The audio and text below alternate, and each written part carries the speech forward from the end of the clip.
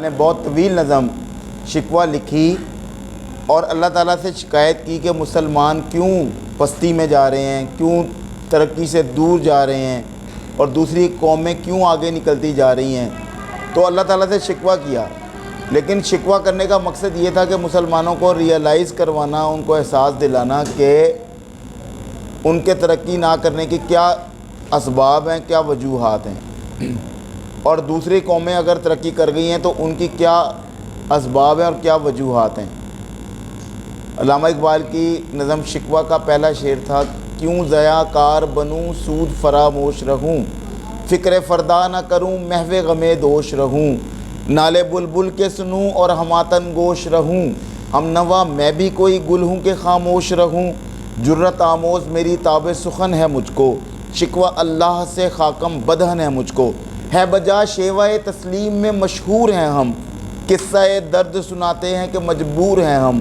ساز خاموش ہیں فریاد سے معمور ہیں ہم، نالا آتا ہے اگر لب پہ تو معذور ہیں ہم، اے خدا شکوہ ارباب وفا بھی سن لے، خو گرے ہم سے تھوڑا سا گلہ بھی سن لے، تھے ہمیں ایک تیرے مارکا آراؤں میں، خشکیوں میں کبھی لڑتے کبھی دریاؤں میں،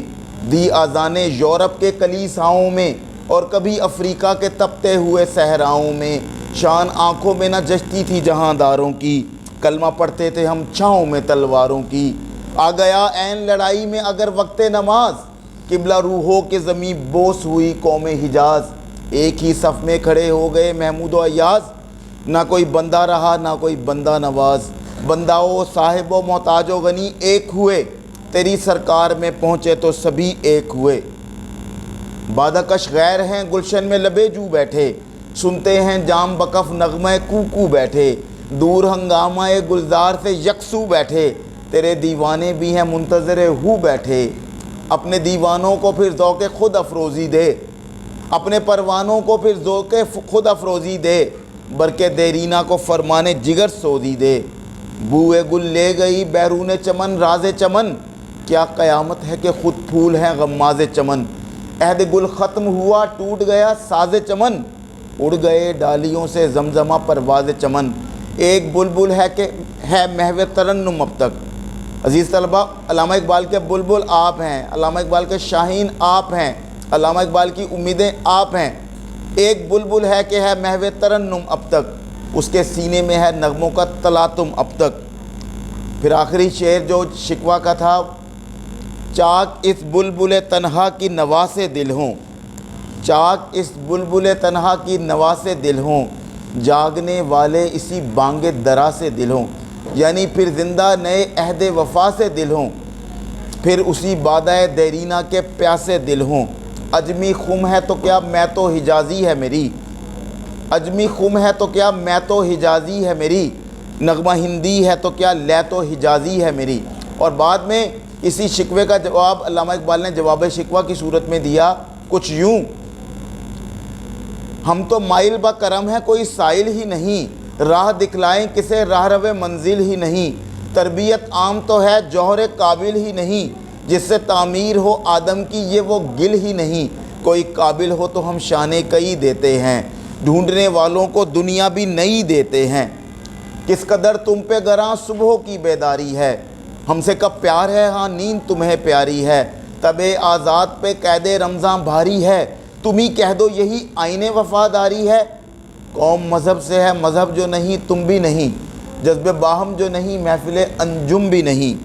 منفعت ایک ہے اس قوم کی نقصان بھی ایک، ایک ہی سب کا نبی دین بھی ایمان بھی ایک، حرم پاک بھی اللہ بھی قرآن بھی ایک، کچھ بڑی بات تھی جو ہوتے مسلمان بھی ایک، فرقہ بندی ہے کہیں اور کہیں ذاتے ہیں، فرقہ بندی ہے کہیں اور کہیں ذاتے ہیں، کیا زمانے میں پنپنے کی یہی باتیں ہیں۔ اور پھر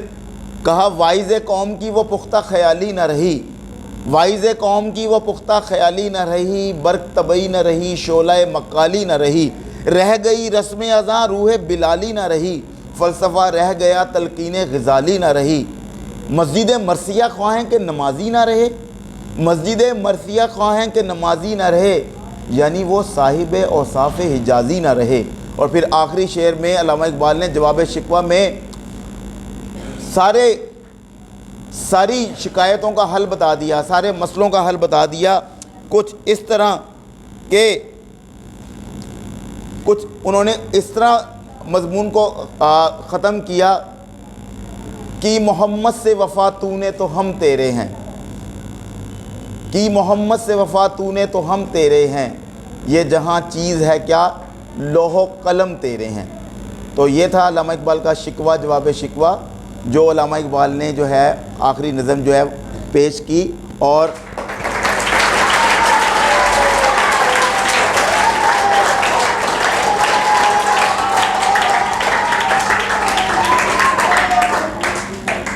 تھینک یو ویری مچ.